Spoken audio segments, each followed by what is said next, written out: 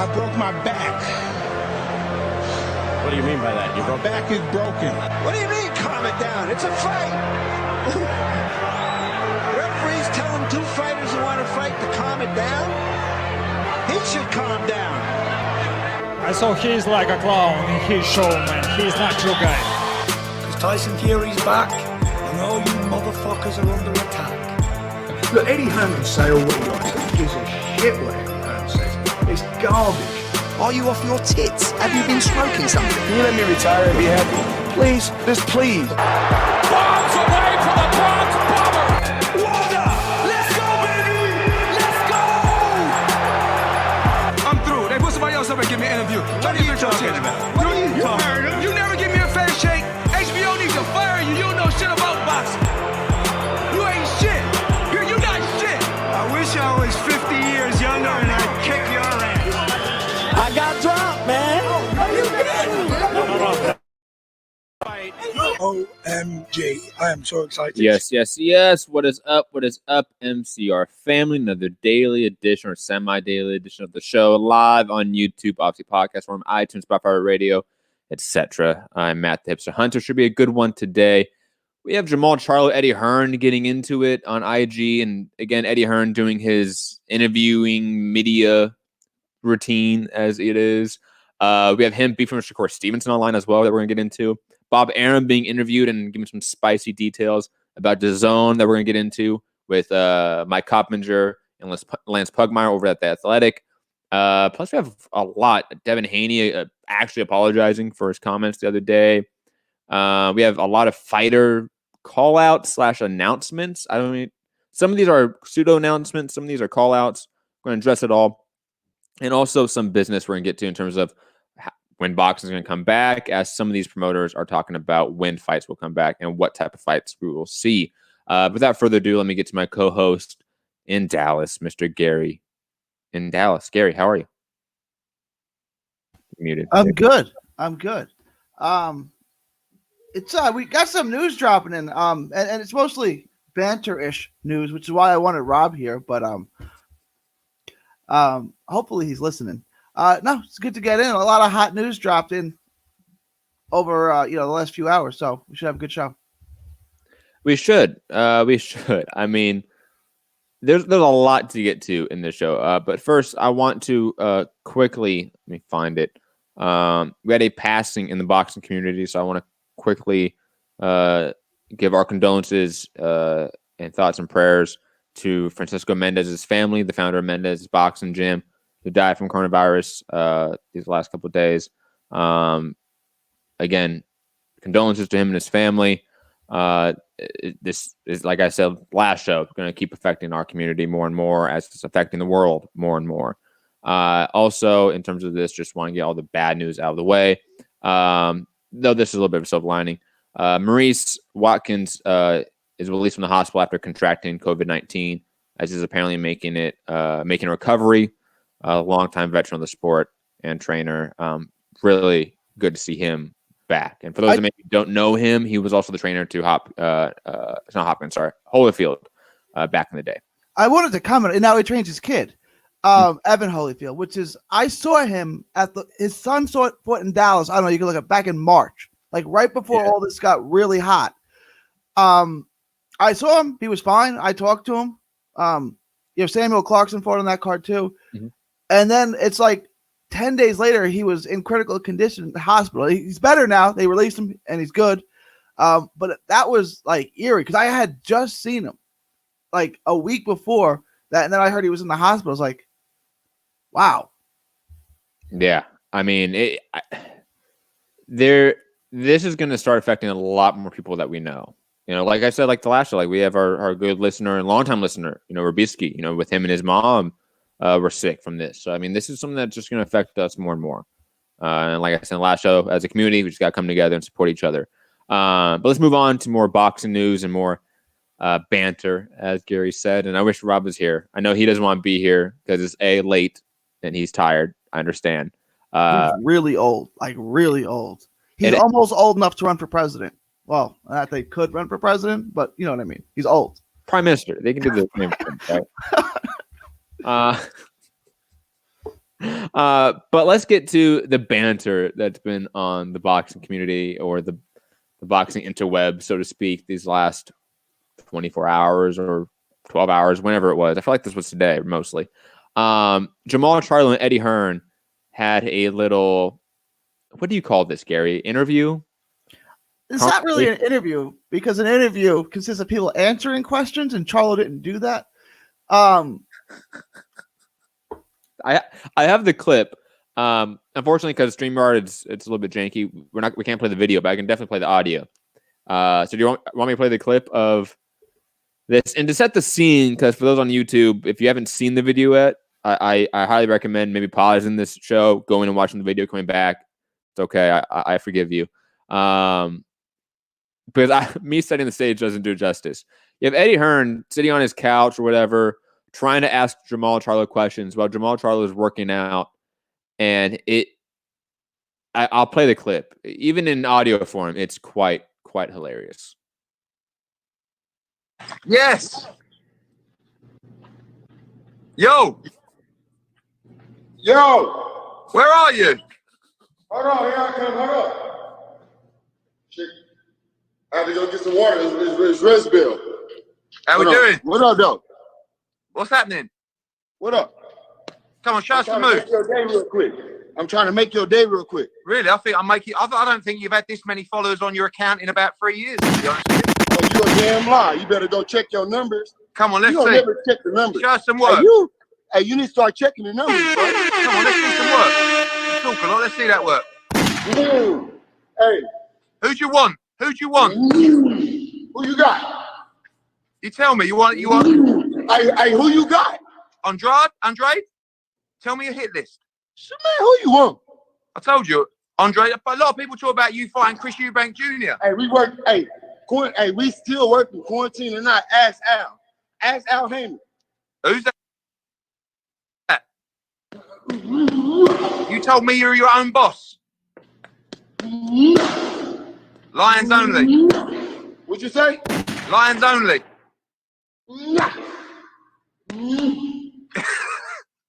What about Triple G? What about Triple G? Hey, I'm trying to get motivated. Keep motivating me. Triple G? Who? Canelo. What you got for Canelo? Hold on. Hold on. Who else? Billy Joe Saunders. He wants to go.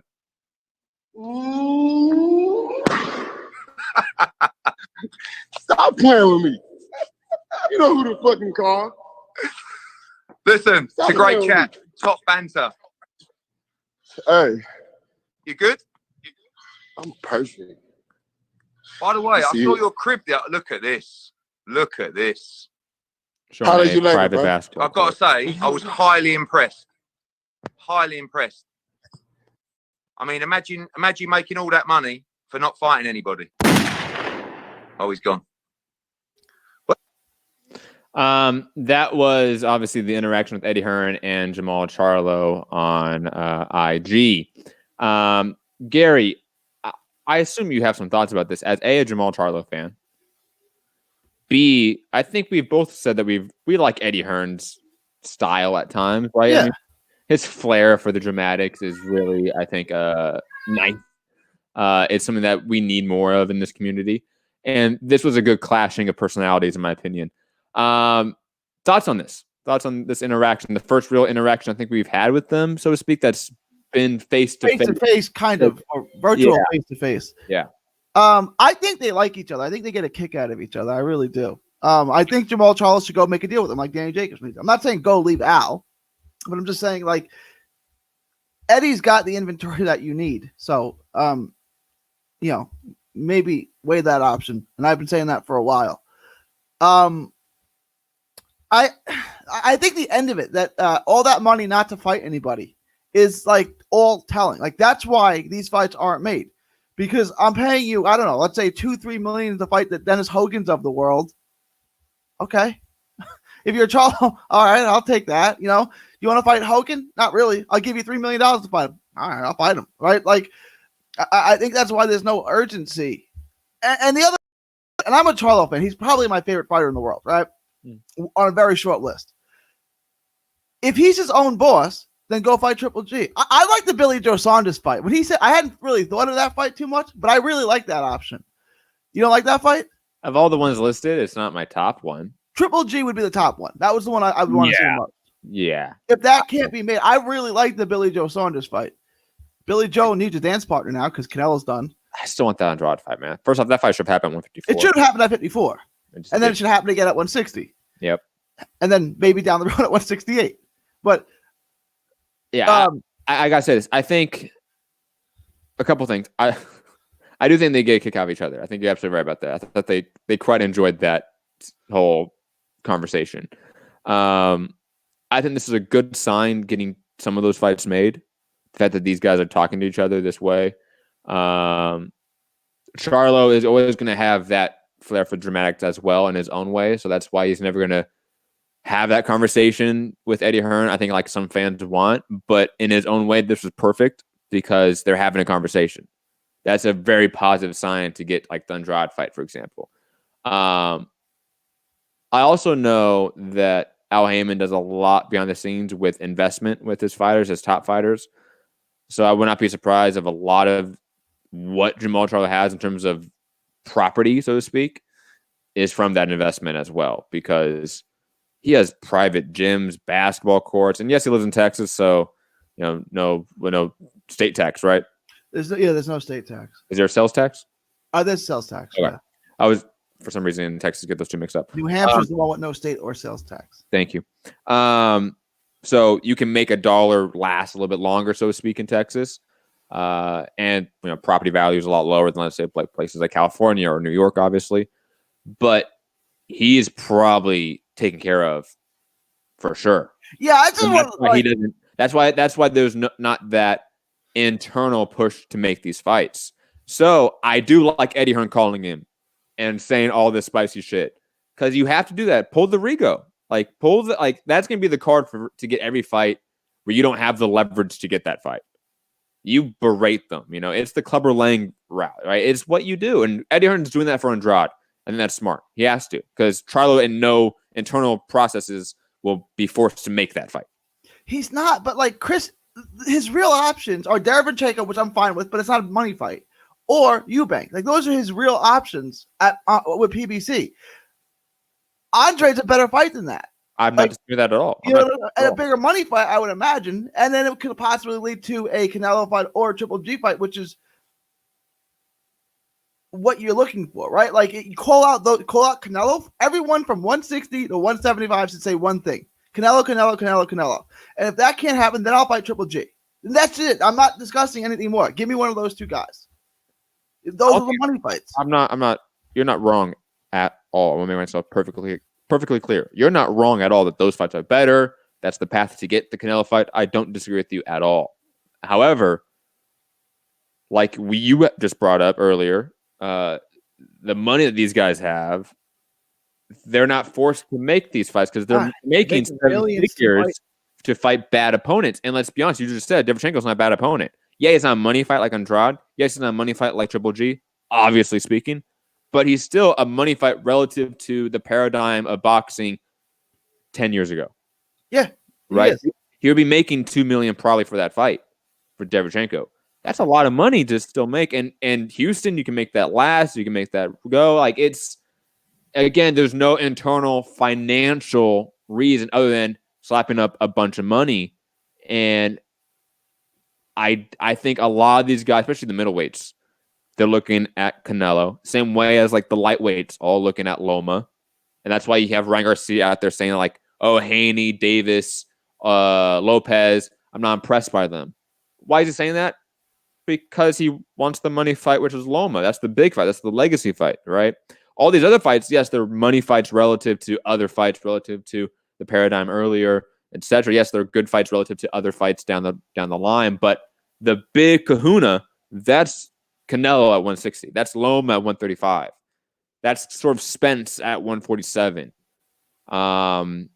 Depending you ask, that's Fury or Joshua, most likely Joshua at heavyweight. Like there's certain guys in certain divisions, like that's just them. Everyone else is on the outskirts of importance and relevance. in terms of a fighter's mindset. Not saying it's right, but I think that's how Charlo thinks. I think that's how certain guys at heavyweight think, certain guys at lightweight think. Andrade, though, is not afforded that because he didn't make money at 154, right? He's not as taken care of as other guys are. He's maybe made a lot more money in his 160 run because of DAZN money and Matchroom money because of the explosion of the market. But Andrade's not a guy that has property and built up sort of wealth like Charlo, because Charlo had a complete money run at 154 before 160. And I would say he had more of a money run at 154 than 160 so far. Right. But I don't know. I mean, he's probably making a lot of money. I don't know. Like, his fights were better at 54. I don't know if that like, Trout. Go back to early 2000s. Keith Holmes fought Robert McCracken in a big fight. Mm-hmm. What do you think they got paid? $500,000 each? You know what I'm saying? Like, no? Less? Each combined, maybe.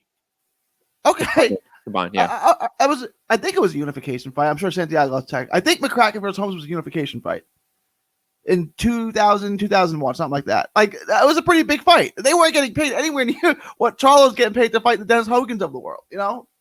No, true.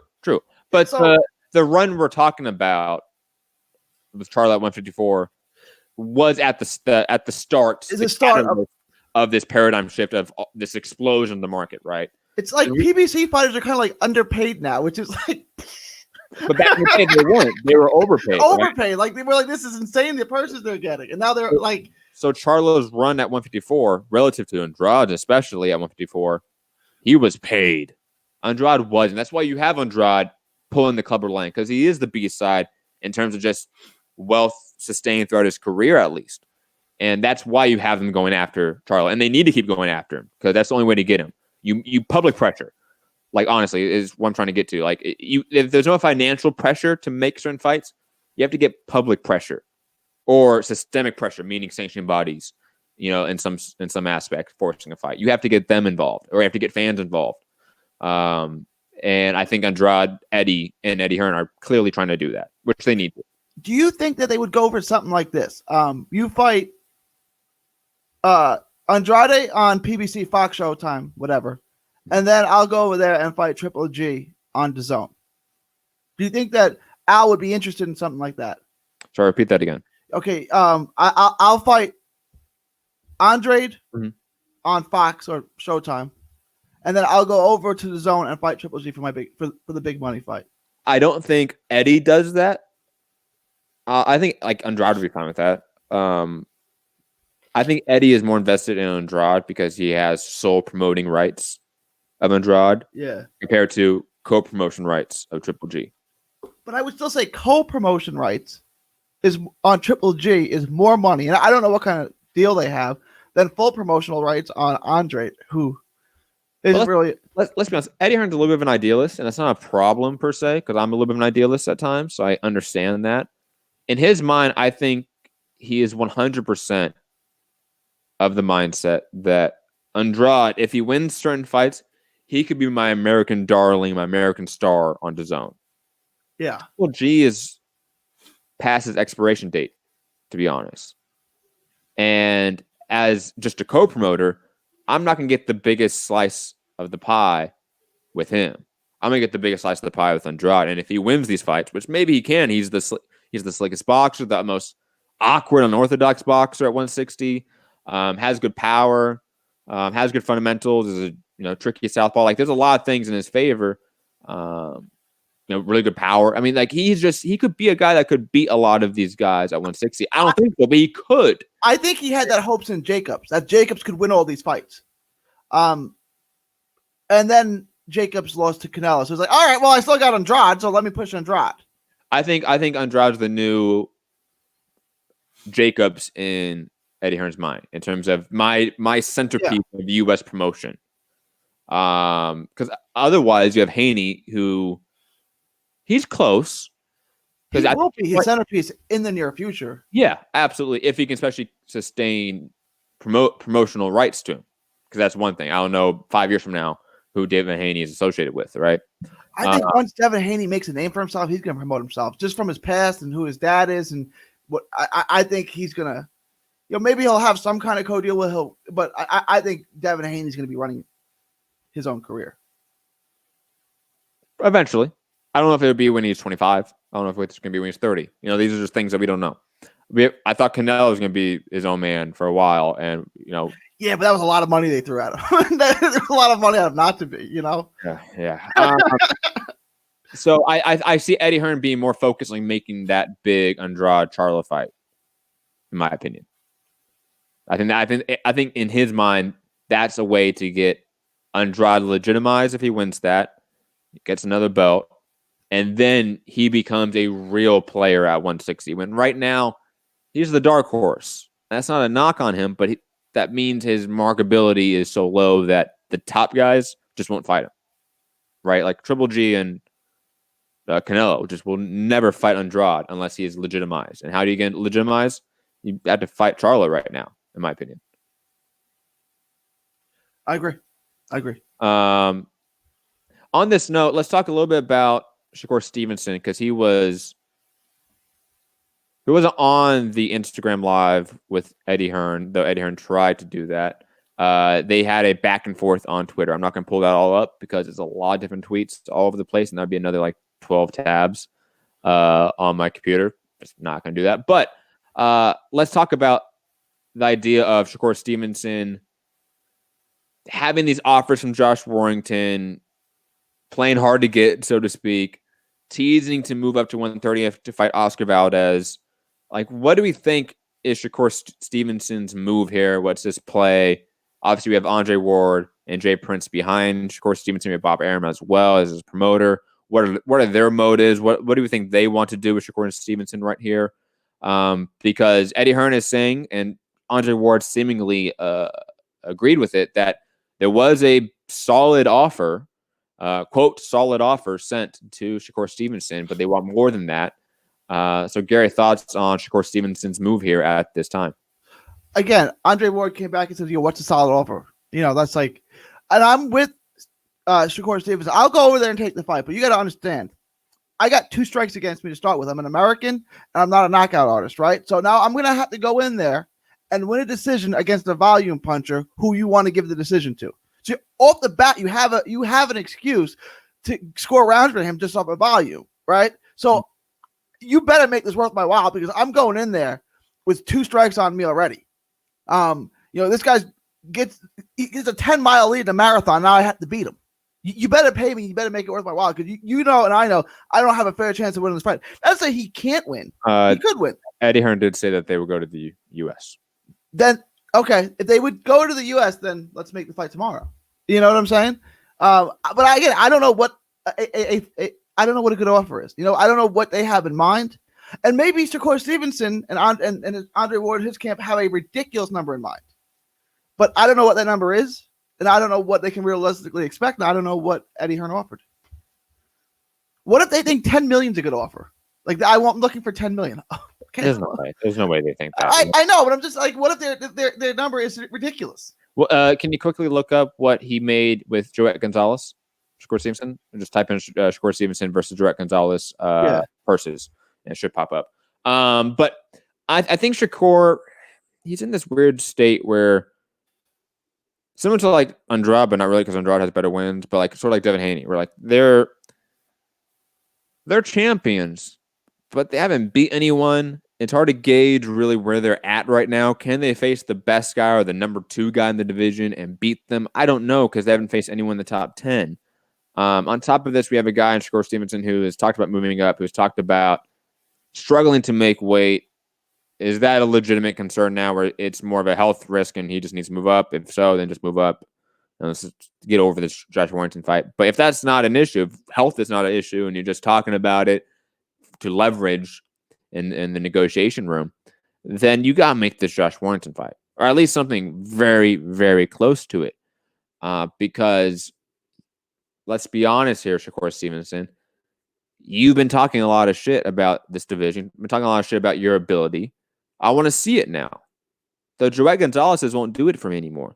And if they're offering you, let's say, $3 to $5 million, you got to take that. Right? Gary. Like if they're offering you somewhere in that ballpark, that's really good money and way above market value for A, you, and B, this fight. No, I agree. If they're offering that kind of money, absolutely you have to. How many featherweights ever had made that kind of money? I'm assuming this offer is more in the 1.5 to 2 million range, which is still something. I'm trying to. Good. I would definitely consider that. I would ask that, but in the States, that's what I would do. I would in negotiation room. But digressing, regardless, I think this is a fight that we can get that money to a degree. You have the backing of Eddie Hearn, DAZN, Sky Sports. You have the backing of Bob Arum, Jay Prince, Andre Ward. There's enough money here in this pot to make this fight. Like, there's no excuses really. And you know me, Gary. You know me, listeners. I'm a huge Shushan fan. Huge. But I don't want to see Josh Warrington versus Shushan over Josh Warrington versus Shakur Stevenson. One fight's infinitely better than the other. Let's just be quite honest about it. Gary, any thoughts on Shakur Stevenson? Any more thoughts? I'm trying to find this Stevenson versus Jordan Gonzalez. I'm assuming I paid in the six-figure range. Figures. Yeah. It almost went to purse bids, but they reached a deal right before the deadline. I didn't realize that. Mm-hmm. The good, because they wouldn't have got that wouldn't have done well in purse bids, I don't think. Remember that fight was in Reno for no reason in particular. Remember? Yeah. Like not even Vegas. They put it in Reno, which was weird. You have a guy from New York versus a guy from California. Let's put it in Reno. All right. Yeah. My guess would be 400,000. I'm trying to find. Is that Robert? Find it. Don't worry. Is that kind of what you were thinking? Probably 400,000. You got? I was thinking like 300,000. 300,000. Okay, we're in the. Yeah, I'd guess. But that's Brett Gonzalez. That's not a fight that's really right that anyone cared about besides me. No one. Yes, you're the only person I care about that. Let's be honest. Let's move on. Unless you have any other thoughts. No. If they can get it in the U.S., then Shakur Stevenson would be a fool not to take it. If he's got to go to the UK, I would stick to my guns, and you're gonna have to pay me. Digressing back to the middleweight division, we were talking about Triple G earlier. Triple G's trainer, Jonathan Banks, who always reminds me of the guy in Mighty Ducks. What's his name? His name Banks. I remember Banks. I don't know what his first name was. I hope to God it's Jonathan Banks. It's probably not, but his name was Banks, right? Yeah. Anyways, digressing. I'm reminded of, by the way, of Mighty Ducks because I watched one. Adam Banks. Have you seen those GQ YouTube videos of expert breaks down this thing that he's an expert on? Have you seen those at all, Gary? Yeah. I watched one about hockey with a hockey player in the NHL, and they talked about the Mighty Ducks. Okay, good. So that's why we're going to talk about hockey. Either talk about NHL 94, the video game, or the Mighty Ducks. That's it. Wow, that game came out before you were alive, Matt. That just made me feel old. I apologize for making you feel old. My bad. But Jonathan Banks, Golovkin's trainer, is completely dismissive of a third Canelo fight happening anytime soon, mentioning the Zimmeratsa mandatory fight and mentioning the idea of another in-between fight before Canelo. And this was in an interview with IFL on IG. You can find the quotes via Jake Donovan over at Boxing Scene. But this was over the concept of that original deal we talked about months ago where they agreed to the financial terms, right, Gary? Mm-hmm. Triple G apparently was going to have that Zimmeratsa fight whenever, another fight, and then Canelo maybe in September, right? We're never getting Canelo Triple G. I am, the more I've read these quotes from Jonathan Banks, the more I've thought about it, the more I think that we will miss that window to get this trilogy fight.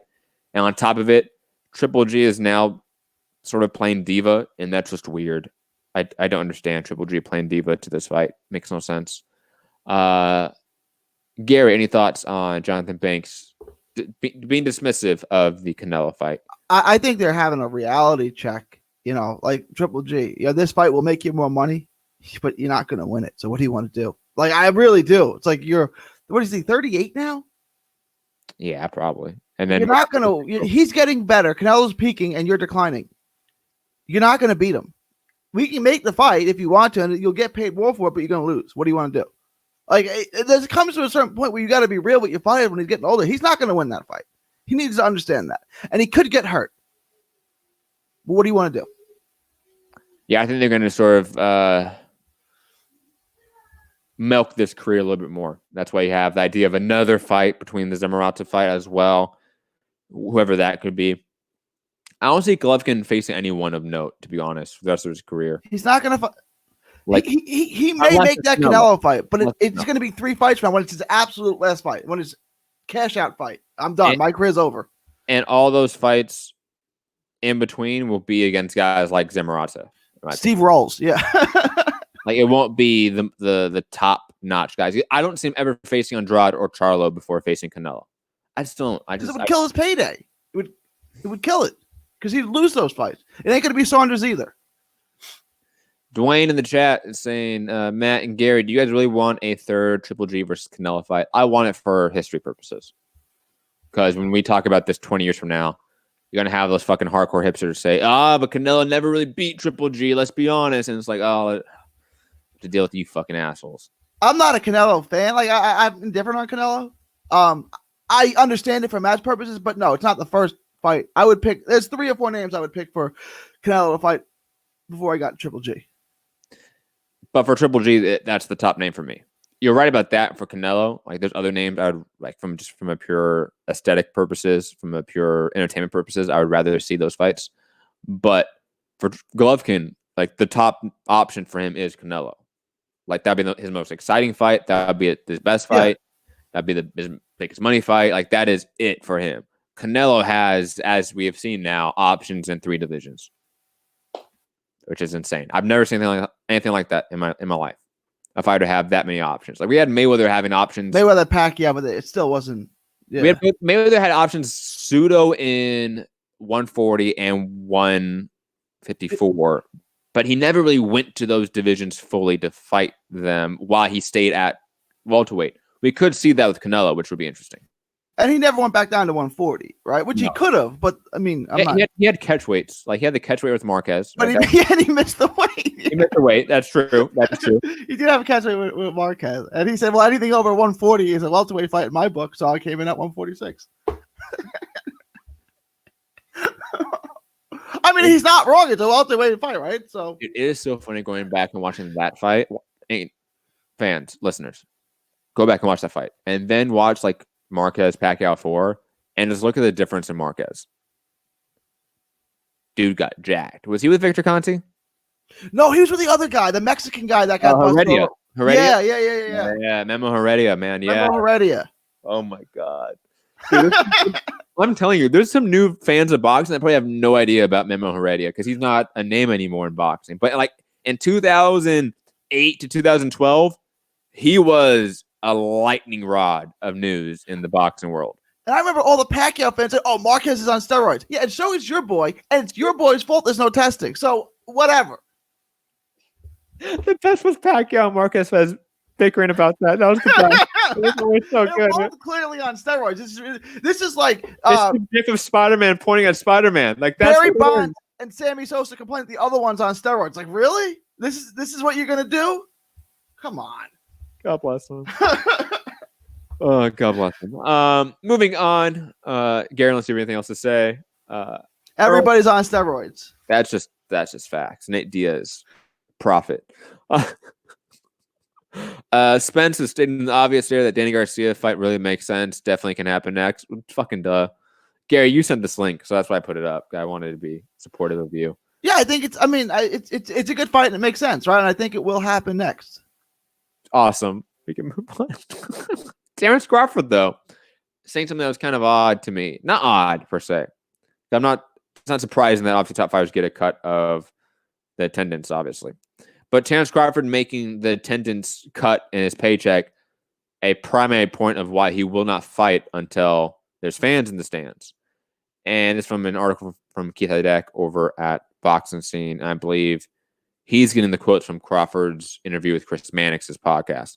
But digressing, Gary, thoughts on Crawford having a strict, like, I'm not fighting, or they have to pay me more to fight without fans? It doesn't make any sense, right? Like, why would I pay you more? Like, let's say his going rate's $5 million a fight. Oh, you're gonna put no fans in the venue? Then I need 6. Why? Like, it doesn't make any sense. And I'm a Crawford fan. I'm a Crawford defender, but like this request doesn't make any sense. Unless he's saying, like, look, normally I would get $5 million for a fight, right? Let's say if it's in Omaha or New York, I would get 5. Just throw it an easy number, $5 million. But now there's no fans. I'm gonna make $3 million. Oh, I still want 5. I still want 5. That makes sense. If that's what he's saying, and that's what I think he's saying, to be honest, then I completely understand. I'm just shocked that, to be honest, a guy like Crawford, who's not really the biggest attendance guy, like a guy doing the greatest gate numbers, his paycheck is apparently so reliant on his cut of the ticket sales. That seems a little bit odd to me. I feel like his check should be guaranteed, kind of like what we've been hearing from the network. Like, his money should come almost exclusively from ESPN's coffers, in my mind. Same like Loma. What ran through my mind is that a big fight, and then it's a pay-per-view, and then you're talking about other streams of revenue that all these fighters want. That's a different conversation. But for him, most of the time, talking about ESPN Plus or ESPN main events. What I thought was, so his purse isn't indicative on ticket sales. The other guys are. So where are they getting their money from? Well, they're paying Crawford less to pay the other guys. Which, I mean, those guys aren't getting paid a whole ton, but I mean, Crawford might be nitty picky about his money. You know, he might really be, this is 4.9 million. You said 5. That's different, right? Like, maybe he's really nitpicky about his money. I'm also shocked that he's just not fighting because he believes this whole thing is a hoax. I don't know that he said it's a hoax. He said he's not scared of it. Unless you're old, you're not going to die of it, which is, I mean, it's not true. But the average age of the person, I don't think that he said it's a hoax. That they made it up. Like, no one actually has this. Wait, he didn't come out and say it like Danny Garcia did, because Danny Garcia kind of said it was a hoax. Did he really? I think Danny Garcia said something to the effect of, so what do you guys think about this 5G thing? I wanted, not verbatim, I'm paraphrasing, but I want to say he did that on Twitter. Like, what do you guys think about this 5G conspiracy? I start reading the replies. I'm like, I'm out. I can't handle it. Digressing, though. I think Crawford, we're going to talk about it. Let's play some of these clips from Bob Arum, actually. This would probably be a good segue. Because Top Rank is talking about having a bunch of events coming up and multiple events in a week, and etc. And Bob Arum was interviewed by Lance Pugmire and Mike Coppinger. So let's hear what he has to say about what's going to happen at Top Rank, and that's going to obviously trickle down to a guy like Terence Crawford. Yes. Oh, wrong one. My bad. That was Eddie. We are planning, along with ESPN, to do fights from a secure location, which will not have spectators in the month of June. And not only that, because the other sports will not be up and running at that particular time, at least not until July or August. We plan to do 2 to 3 shows a week during this period, so that the fighters will get the opportunity to show their skills and not to get rusty. Now, one thing we have to really recognize is a lot of fights will not be able to get made during this early period. We have a travel ban here in the United States, so you can't get flights in from Europe or Asia. So that reason, with or without audiences, we can't do an Inoue Kazimierz fight. Kazimierz, Sean Gibbons has in the United States. Inoue is in Japan. So we can't, and we have a lot of fighters, our fighters in the UK, like Conlon, like Frampton, like Josh Taylor, and we can't get them over here. We have Lomachenko in the Ukraine, Beterbiev in Russia. We can't get them over here, at least now. So and I don't know whether we can bring in Mexican fighters like Navarrete and Burchell. I don't know. I don't think so. We're gonna play another clip from that. We have 2 more clips from that interview, but we're gonna play another one. Well, fighter purses are going to have to be adjusted, yeah, particularly in the era that there are no gates and so forth. Everybody's going to have to adjust. I think that you'll see more cross promotions. You'll see us having top-ranked fighters fight on PVC cards, and their fighters fight on our cards. We're all going to have to work together to bring the sport back. And I think there's a willingness on both of our parts to do that. We'll have to see where the zone ends up after all of this. Will they come back to the United States? Will they continue to put fights on in the United States? I mean, they've been crushed by this because of their price for subscribers.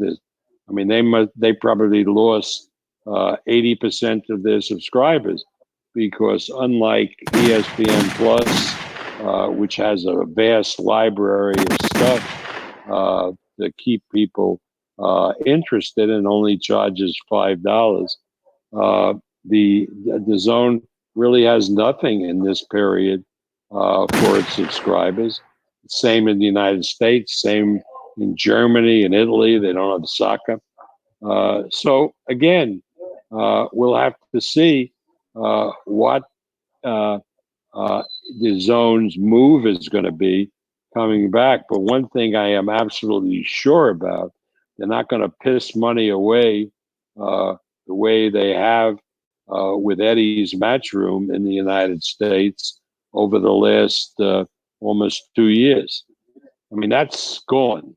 That's finished. So Bob Arum basically saying that a lot of fights we're talking about happening won't happen due to either just travel issues, the lack of gate, whatever it may be. And on top of that, sending some shots over at the zone's way, saying that they've lost like 80% of their subscribers and they're going to come back to the U.S. And look, I don't think Bob is right about any of that, but man, I love the shots. I love it. I think it's hilarious. Gary, thoughts on Bob Arum talking about the sport coming back in this Frankenstein way, and on top of it, the shots at the zone, which, you know me, I'm petty. I love. The shots are petty. Rob's not here to defend it, so I'm going to go off. Look, if everything Arum said is good, there's going to be boxing 3 nights a week, that the promotional companies are going to work across promotional lines and work together. That stuff is great. I don't believe it, but if that's true and that's accurate, and these guys are all working together to bring the sport back to do what's in the best interest of the sport, which I don't think they want what's in the best interest of the sport, but that's another argument. But if they are, and they're going to work together to bring this back, that's great news. Wait, Gary, we have no box on, so I like rabbit holes. What did you say right there? That they're not actually interested in the best interest of the sport. Promoters, right? Promoters, yeah. Let's get into that a little bit. Okay. Because what are we going to do? Talk about fighters calling out other fighters that aren't fighting? Cool, fuck that. Why do you say that? I don't disagree with you. I think we've even talked about that at times. So it's like you always say boxing is the red light district, right?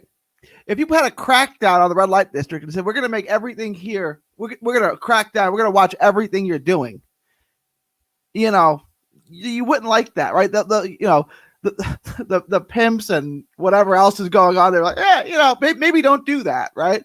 I think that the boxing industry is so corrupt and so filthy that, like, I don't really want additional eyes on us, right? And if boxing grows to where it was even in the 90s or, you know, in the 50s or, it's going to have to get cleaned up because it's like baseball or football. It's like, we can't have this. This is like something that everyone watches, something everyone's into. They'd be forced to clean it up. When you keep it niche, when you keep it under the radar, you kind of get away with everything. You know what I'm saying? It's just like they'll make their money. They're millionaires, and they're happy with what they're doing. If we make this a niche sport, everyone in the world is going to see how corrupt it is, and I don't want that. It's like the mafia. You know, I think you're 100% right. I think on top of it, the two times in history where boxing was at its most mainstream was when it was cracked down on the most, actually. Late 60s, you have I think it was the late 60s or was it late 50s, I forget exactly, but find the date on our top 5 scandals in boxing history video on our YouTube page. Go check out that video with the Kafafer committee, and they bringing in like Frankie Carbo and cracking down on the mafia's association with boxing. That happened when we had guys like Ali and Rocky Marciano and Joe Louis all fight. A golden age of boxing. And then we had in the late 90s and mid 90s, we had things like the Professional Boxing Safety Act in 1996. We had the Muhammad Ali Boxing Reform Act in 1999. Those came in right at the tail end of, or during, so to speak, the Tyson Holyfield scandal, so to speak, with the bite. And that's referenced a lot. If you go back and, because I listened to a lot of the congressional committee meetings or hearings, whatever you want to call them, I forget the exact terminology. They reference that fight over and over and over again. Mike Tyson biting Evander Holyfield's ear, and like that's what they talk about nonstop. If boxing was to be mainstream, people would look at the sanctioning bodies again, like they did in 1999 when they looked at the IBF, and that was a part of a decade-long investigation by the FBI. Again, check out that video. We posted it about a month ago, 2 months ago. I talk about that as well. Like, imagine if the FBI came in and started investigating the WBC, WBO, the WBA. Would they find something? I would assume so. Maybe that's a very negative assumption, but I would assume no. You look at their rankings. You told me those aren't corrupt. Like, how did Vegan Boots become number one? Carlos Ocampo. How does these guys become the ranked number one opponent, the mandatory opponent? There's obviously corruption. There's no way they didn't earn it on merit. And the IBF, they got fucked over because Bob Arum ratted them out. Let's be fucking honest about that. But Bob Arum ratted himself out too, and like nothing happened to him. I never understood how he got away with that scot-free. Well, it's like I'd pay him off. It's like the Tiger King hit, man. I don't know how like Jeff Lowe got out. Man. I don't know how like all the people got out with scot-free, but it happens, man. When you give information, the justice system is lenient towards those that give information. I mean, we're aware of this. Like, this is something we see on Law and Order every fucking day. Like, we're not stupid here.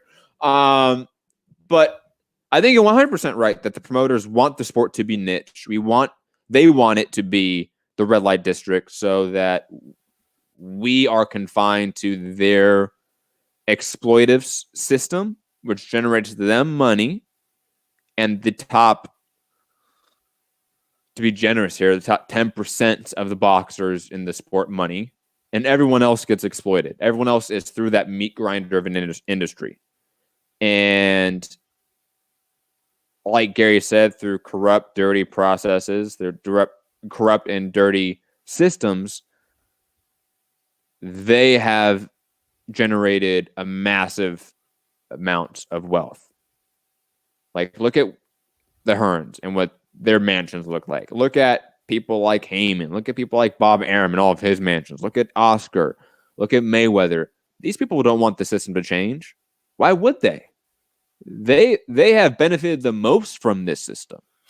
So it's just, I think 100% right. I think when we see massive change again in the boxing community, or industry, I should say, it's because the sport is again on the mainstream level in some fashion. And again, we have some sort of whistleblowers within the community, which is just, it's not often that happens, because most of the whistleblowers that need to tell all of this information are benefiting from the system as well. Right. Bob Arum didn't benefit it for one time, and he was like, fuck the IBF, and it came out against them. Like, that's what it's going to take again. But then again, we need to also clean up the entire sport. This is how it needs to be, because within those sort of contractions of the sport, when it was mainstream, it was reviewed and regulated heavy by the government, the people that came through on the other side were still the ones that were exploiting it before those moments happened. and they just further monopolize their end of the industry.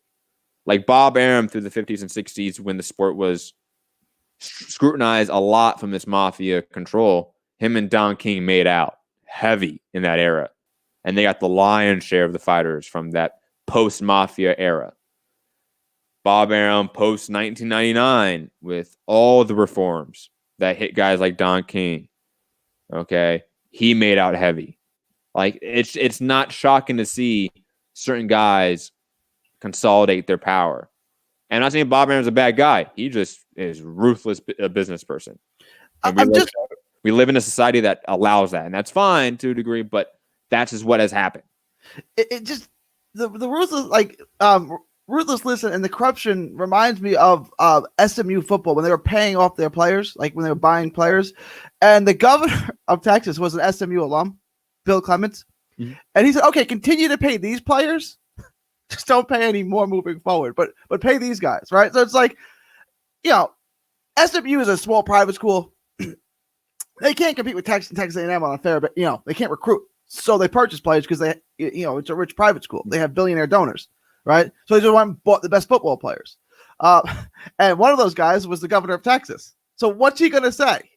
No, he's probably in the pool of money, which are paying off players. So he's like, all right, we'll just keep paying off these players, but don't do it after this. It's like, if you want to have a conversation, should athletes be paid? That's a different conversation entirely. Let all athletes be paid. But when you're saying only my school can pay their players.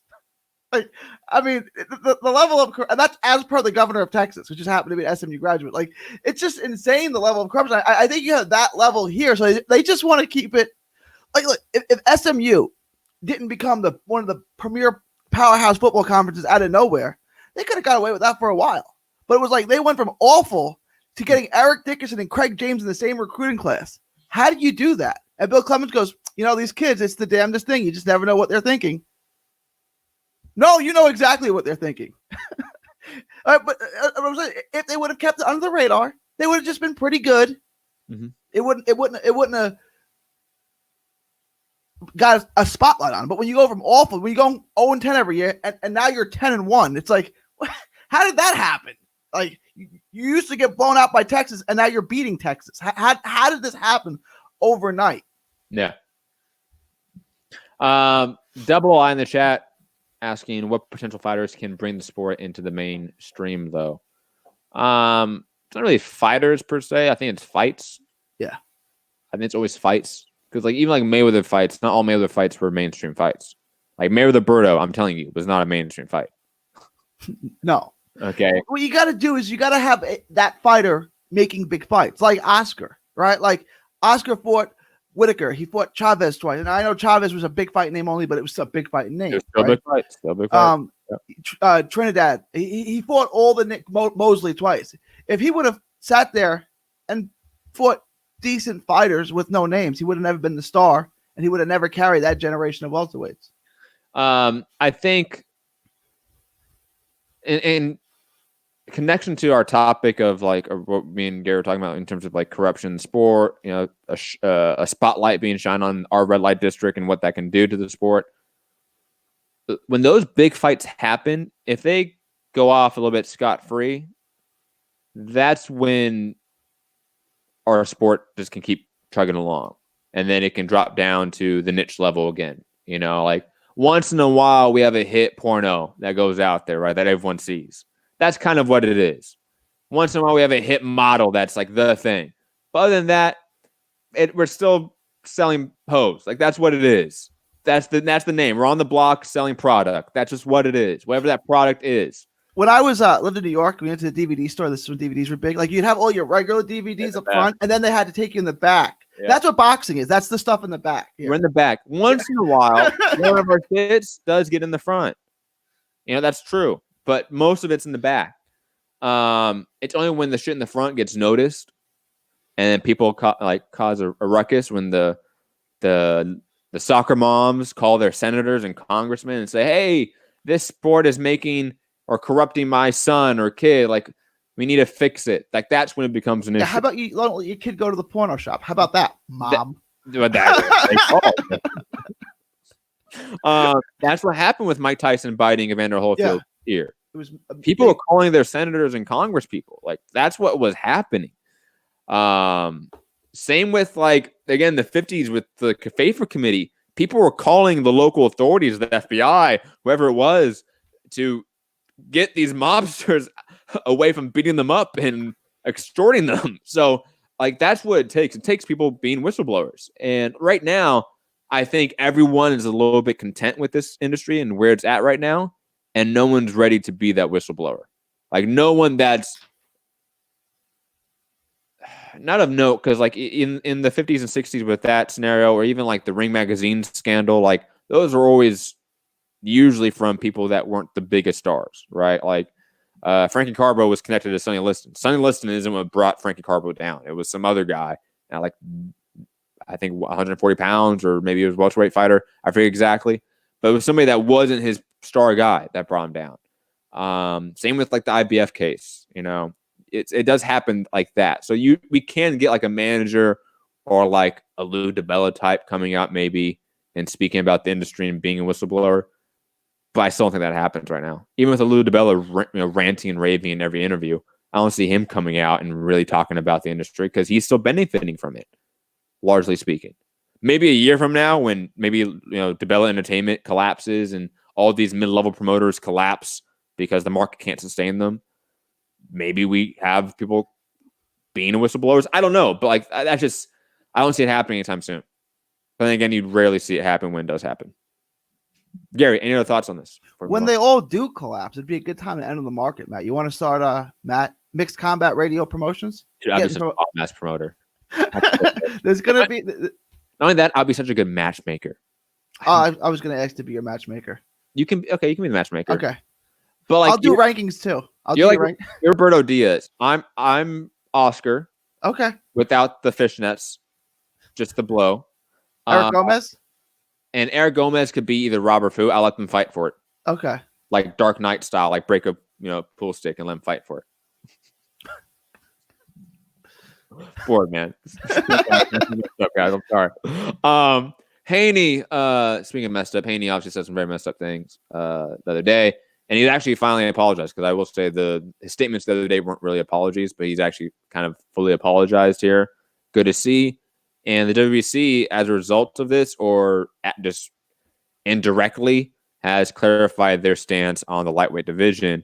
They're reinstating Haney as WBC World Lightweight Champion. Grant Champion Haney a voluntary defense of that championship. Sanction the Javier Fortuna versus Luke Campbell bout for a WBC Interim World Lightweight Championship and mandatory challenger of the division. And last, order the winner of Champion Haney's voluntary defense to fight the winner of Fortuna and Campbell immediately after those bouts happen with no intervening fights. So yes, that's what's going to happen, guys. And obviously, Loma is still franchise champion. After he gets his defense, which would be against Tanahara, and he'll lose. And then Tanahara would fight the winner of Luke Campbell or Fortuna. I'm sorry, man. There's someone in the chat that had a great comment about the whole porn thing we're talking about. Scott Brown, Matt is still watching Tommy Lee and Pam Anderson daily. Yo, that shit went off, man. That's like Ray J and Kim, man. That's not even porn anymore. That's art. Can't be mad at watching that. Sorry, back to your point, Gary. What were you saying? After Devin Haney gets his defense, his voluntary defense against Tanahara. Tanahara beats him, and then does Tanahara get an optional defense, or does he have to then? It's the winner of that fight. Okay, so he'd have to go straight into that. Yes. Okay. Yes, but that's not happening. No, not because Tanahara can't beat Haney, because maybe he could. Who knows? At this point, he could. I mean, that's a possibility. I will say that it's not probable. It's a possibility. All right, I'm working on you. You know, because Haney hasn't proven anything to me at this point. He's fought largely the same competition. Exactly. But what was I going to say? I forgot. They don't make that fight because Haney is going to fight some jobber. Let's be completely honest. Like, it's going to be. He is, right? So now he's going to have defended his title and still not put anyone in the top 15 in the weight class. And that's not. Again, I don't think it's largely his fault because all these guys are going to want tune-up fights. I get it. Because this layoff is going to be long, in my opinion. Like, even if we get fights in June, right? Like that. Like, let's say, like, best case scenario, we get fights in June, which seems to be sort of the consensus I'm hearing from a lot of these boxing promoters or executives or sanctioning bodies or regulatory bodies is June. It's kind of like that barometer where they're going to see about it again. I think that's going to be what at least a 3 to 4 month layoff, more than usual for most people who had just fought at the end of the cycle. But everyone else that fought last year didn't get a fight yet this year. It's also, I don't know how real, like, fighters have to get back in the gym, right? Like, maybe the big mega fighters have their own gym, but like Charlo, but like everyone else fighting on that card, their gym is closed, right? Like, I have a million boxers, like, I'm friends with local fighters, like, they're not in the gym. I mean, they're trying to stay in shape the best they can, but they're not in the gym. They're not sparring. Like, well, that's why I keep saying, like, the local guys are going to hit the most, regional guys are going to hit the most. These top guys are going to come back fighting from no fans and tune-ups to get warmed up.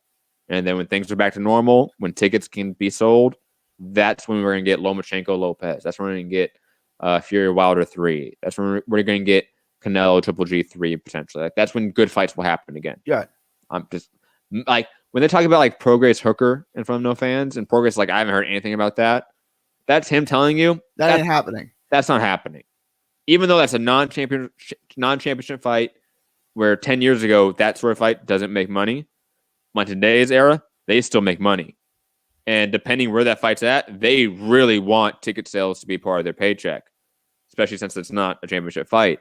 So that's a flare up saying, no, we're not fighting. We're maybe somebody else, but not that fight. I haven't heard about that. Wink, wink, nudge, nudge.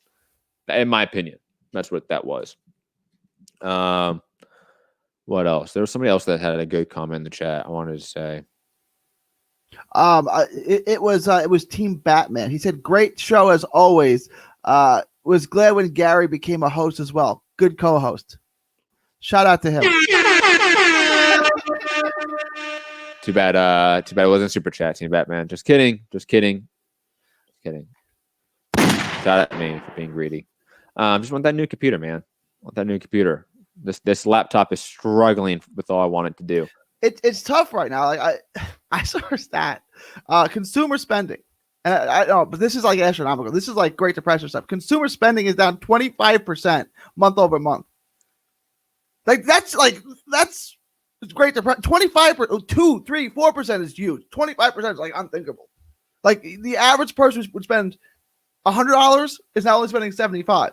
That is so, like, in a month. Like, that's not even comprehensible. So, look, if you have money to do a super chat, I appreciate it. Oh, yeah, of course. I know a lot of people now are worse than poor. Like, poor would be a major upgrade to what we have going on now. And plus, like, the bottom, 20% before this happened, way before this happened, like 2016, I think it was this research or this statistics from Pew Research Group or whatever. I think it was like 20%, the bottom 20% of our economy, their net worth or their whatever, I think the phrasing was either zero or negative. Yeah. Insane. And then you have now what's unemployment at right now? I don't know. It's in the millions. I don't know what the rate is now, but like, really what you're looking at is about a third of the people are without a job. Yeah. A third of the working people. And that doesn't count the retired people, the kid, right? Like, that's people who are disabled people who are out of a job. A third, like that. I mean, a lot of them will get their job back, but a lot of them won't either. Yeah, crazy. Scott Brown saying you need a Cash App. We do have a Cash App, actually. Hold on, shots like that. We do have a Cash App. I think it's whatever the symbol is, because it's like the money symbol. I think Mixed Combat Radio. I'm pretty sure it's just that. I should probably check that again. I'm pretty sure it's just that. I don't think it's a personal Cash App. But anyways, digressing. I also wanted to put this. Jerry Jones has his 3 great tips of selling, right? And Jerry Jones is now the richest man in Dallas. And he said, the first rule is ask for the money. I don't remember what the second 2 rules are, but the first rule is ask for the money. That's how you become a great salesman. Tony, leave a super chat, fellas. Tony Yayo started OnlyFans. All the hoes are doing it. Tony, first off, are you calling me a hoe? They ask for the money. They do ask for the money. Because like I don't know if I should be offended or not, or I should be complimented that you think I get pussy all the time. Thank you. But OnlyFans. You know what's funny? I was seeing I forget who the rapper was joking on IG about making OnlyFans. I'm like, man, people are really bored. Yeah, really. And they need money. You want to get into the really bored story of a really bored ESPN writer? Sure. Steve Kim. That's the last topic of the day. Let's do it. That's the last topic because I have to record another show. Our new show, Nothing New, with Anthony Walker at 3:30. So I do have a hard out, unfortunately. But let's talk about this Steve Kim article on ESPN. And guys, I mean, I'm going to try to voice my displeasure with this article because he must have been so bored. So this is in theory what if promotions or management companies, we're talking about PBC, can make trades in boxing like sports, right? Like other sports. Here are his trades, and we're gonna make fun of them. First one up, Lomachenko and Burchell for Earl Spence. Gary, on 1 to 10, 10 being the most bullshit, 1 being, oh no, that makes sense. Where does this rank as a trade? Which 10 is makes sense? No, 10 is it's bullshit. Oh. Like the most it's bullshit. It's not a 10 because Loma. But the only thing is it makes no sense because why would PBC trade a welterweight? That's what makes 0 sense. So I would say that's only a 7.5. Right? Because the name value is not that bad, but it's just the practicality of it is ridiculous. Like, why would PBC trade the welterweight and their best welterweight? If we're talking purely technical ability, I mean, then this is a decent trade, I guess, because you get a pound for pound talent in Mr. Loma for a pound for pound talent in Spence, and then you get Miguel Burchell, who he could clean up 130, could move to 135 and do some work too. But from a pure financial standpoint, Earl Spence is doing really good pay-per-view sales right now. Why would you give that away in a golden division like welterweight for Loma, who is reigning over a bunch of puppies? Who's got a good, he's a good draw, but he's not a pay-per-view draw like Spence in a crowded division where you run the division. It's like it would be like we got more. Don't worry. Yeah. I think a 7 out of 10 is fine. I think a 7.5, 7 out of 10, that's fine. We have more, guys. Canelo Alvarez. This might be the worst one, guys. Canelo Alvarez, guys, for Gervonta Davis and Leo Santa Cruz. Yo, what the fuck is he smoking? What crack is Steve Kim on? This is like when you go on ESPN, ESPN.com's the NBA trade wheel, and you try to make a trade and see if their trade simulator accepts it, and you end up getting Joel Embiid and Ben Simmons for Spencer Dinwiddie. It's yeah, they accept it. Are you kidding? This is that is the stupidest trade ever. Canelo, who has more worth than anyone who's only 30. Only 30, entering his prime, in his prime, and you. So what you're doing is saying, I'm giving you my rights to Canelo, so I can have your rights to Santa Cruz versus Tank Davis. Yeah, that's a good trade. Let's do that. Let's do that. It's so bad. That's an 11 on a 1 to 10. That's an 11. This is so I think if you're talking about Canelo being traded. That's your Jordan. That's your Kobe, right? That's somebody that is your centerpiece franchise player, right? It's gonna Gervonta Davis is not that for PBC. You would need a Spence Spence and a Wilder to get a Canelo, right? And now we've only begun talking. We're still not even close to there yet. But what you put Spence and Wilder on the table. And now I know you're serious, and we can start talking. First round draft pick. No, but it's like if you want Canelo, you're gonna have to give up so much. You're gonna be completely gutted, right? It's like when the Rangers outbid the Angels and the Dodgers and the Yankees to get A-Rod initially. They had no more money left. All their money went to A-Rod. It's like, well, now we don't have a team, right? Like, if you want to get Canelo, you're going to have to give me everything you own, right? So, but then he goes, Tank Davis and Leo Santa Cruz. Wow. We have more. But yeah, that's the worst one, right, so far. That's like, this. I can't think of anything stupider than that. Like when the Trailblazers drafted Sam Bowie over Michael Jordan, that's a better decision than this.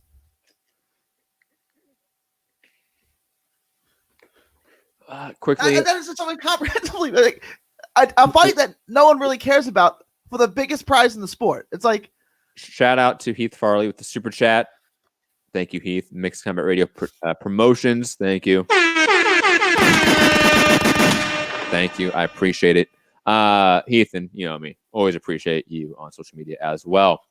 We have another one though. Let's get to this next one. Manny Pacquiao for drumroll, Devin Haney and Callum Smith.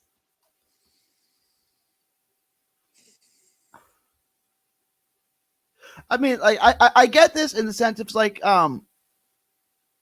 when the Warriors were going to lose Kevin Durant. It's like you do a sign and trade. Like, let me get something for him. If I'm losing Pacquiao anyway, let me get something for him, right? And the Warriors ended up getting D'Angelo Russell, so they did okay, right? I mean, that's not filling the space of Kevin Durant, but like at least I didn't have a complete loss. You got Haney.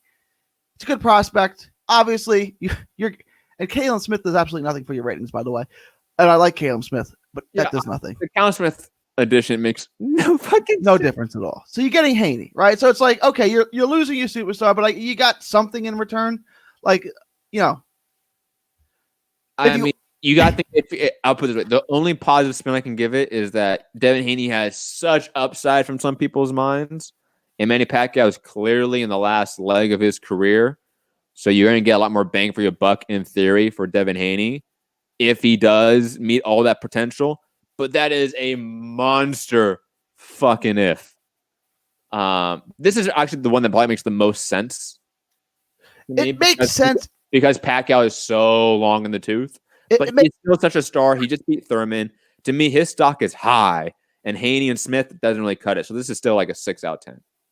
I'd say that's about right. Yeah. Yeah. You know, like it's not as bad as Canelo for Gervonta Davis and shit, but oh my God. And is this the last one? Oh, I forgot about this thing. Oh, you're going to love this. It has Virgil Ortiz. I didn't show you this one.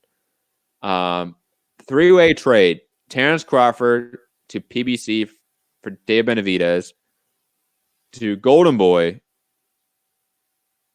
and Virgil Ortiz and Alexis Rocha to Top Rank. Again, Crawford to PBC, Benavidez to Golden Boy, and then Ortiz and Rocha to Top Rank. Dude, it makes no sense for Top Rank. Like, what acid is he on? I want that acid. That's like a great trip. Benavidez to Golden Boy, beautiful, right? You get the Canelo Benavidez fight. That's a great fight for them. But then they lose Virgil Ortiz, and Ortiz goes to Top Rank for an Ortiz Crawford fight, but they don't have Crawford anymore. So now Ortiz, without the draw, is in the same position where Crawford is. Less position because he's not even Crawford. You know, that's what I'm saying. He doesn't have the name. He's got no opponents and no name. So that makes no sense for Top Rank. And then Crawford to PBC is obviously great for PBC, obviously. But it makes absolutely – if you're with Top Rank and you even consider that trade, you're fired. Put everything in a box and go. Go. You're out of here. You're out. You're gone. We don't want you anymore. It just makes absolute – I get it for Golden Boy and I get it for PBC, but for like Top Rank, it's the dumbest thing I've ever heard in my life. We have one more, I think. I think this is the last one. Jamal Charlo from Mikey Garcia. Straight up trade. That's reasonable. It really is. Like, that's a reasonable trade.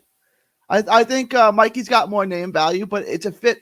I think both organizations better themselves with that trade. Yes. However, I mean, Mikey's just going to be with PBC within the next 2 years. Anyway, right? Yeah. If I'm guessing, because he's a welterweight, and he needs to go to PBC. So that's true, but I think he can go to PBC relatively soon because he only has an option on his next fight from Eddie Hearn. Right? Eddie Hearn doesn't even have a guarantee on his next fight. Right? It's just the first right exclusive. First right of refusal. Yeah. So that's it. So it doesn't make sense to me. But I think you're right in just pure name value, and that is it. That's all the trades. So overall, on a scale of 0 to shit, this article is clearly dog shit. Shout out to Steve Kim for now being the big honcho at ESPN now that Dan Rayfield's left. You were worried about or I should say this. Yeah, you were hoping that ESPN was going to improve its boxing writing ability. Yeah. Post Dan Rayfield. I guess they're just going to move Steve Kim into Rayfield's position. Is that? I would assume so. Yeah. I didn't know if they were going to hire someone else. ESPN doesn't care about boxing. ESPN barely cares about its own content, like any of its own content. They let a lot, like Chris Broussard. Do you remember their old NBA reporter? He was great. They just let him go. Like, okay, Fox Sports is going to offer you money. Go ahead, buy. It's like, I guess they really don't care because I'm not going to overpay or spend top dollar because I don't need to. I'm going to, I don't know. No, I think that's just what it is. But anyways, Gary, I got to run. I got to get out of here. All right. Got to record a show at 3:30. And we have a ton of topics we left on the table. So, Gary, tomorrow, morning show. Morning show. Sounds good. Morning-ish. Morning-ish. Like 11 to noon. Whenever. You wake up earlier than me, and I'm 2 hours. I wake up early, but like I'm not ready to do shit until like a few hours later. You know, like I'm up, I'm talking at like 8 a.m., 7 a.m., right? But like I don't want to do shit till like 11 a.m., noon. I'm good with that. So that's like 1 or 2 my time. I'm good with that. And hopefully Rob can do that one since it's a little bit earlier. But digressing, find me, Matt Hunter, MCR, all social media platforms. Links below, down in the description. Patreon.com if you want to support the show in any financial way. Don't worry about it. All content is still free and still on this YouTube page or our podcast feed. So don't worry about it. If you are worried about missing content, we're not going to make you guys pay anything during this time, especially, even though we never did before, let's be honest. But digressing, recording Nothing New with Anthony Walker in about 7-ish minutes, breaking down the Teddy Riley versus Babyface DJ battle, breaking down a bunch of new music that came out last week, going over old mixtapes, which I've been either rediscovering or discovering since I'm on a mixtape phase because there's not a lot of music dropping, so I'm going back to old music that I really haven't listened to. Counting up boxing. But yeah, so we're going to talk about that and maybe some other bullshit like we usually do. But digressing, Gary, or I should say that way, Gary. Find me on all social media, 3D Boxing blog. I just thought something funny. I was watching the Michael Jordan show on ESPN, the documentary. I haven't seen that. Is it good? Yeah, it's really good. The second episode's great. The first one's really boring. But the second one is only 2 episodes in. Scottie Pippen goes, I'm one of the best players I've ever played. I can't stop laughing. I can't get that out of my head. That is classic. Robin. Yeah. You know how many championships the Bulls would have won without Pippen? 6. From Texas to the world, thank you, and God bless. Tony Ayo quickly asking to put a link for the other show. We're not going to be live, but we record it because we play music. So that's why we can't be on YouTube because YouTube's copyright laws or copyright rules. So we record it on podcast, and it's on the Mixed Combat Radio podcast feed. So it's called Nothing New, but still on Mixed Combat Radio's podcast feed. It's overall in our Trending Now Network podcast feed as well, which is our overall family. So check out, we did already 2 episodes. We did episode 2 weeks ago talking about music, obviously, talking about the Watch the Throne versus a written testimony. Who did the better collab Jay-Z album, Jay Electronica or Kanye West? Previewed the Premier and RZA battle. Second episode, we reviewed the RZA and DJ Premier battle, which was amazing. Went in depth with that. Such a good time. And then this episode, we're going to talk about a lot of new music and the Teddy Riley battle, which just happened yesterday. But digressing, again, it's in our podcast feed. So just go to Mixed Combat Radio on any podcast feed or outlet app, and you can see it right there. It would be right there. Just look for Nothing New and you will see it. But digressing, guys, have a good one. Peace.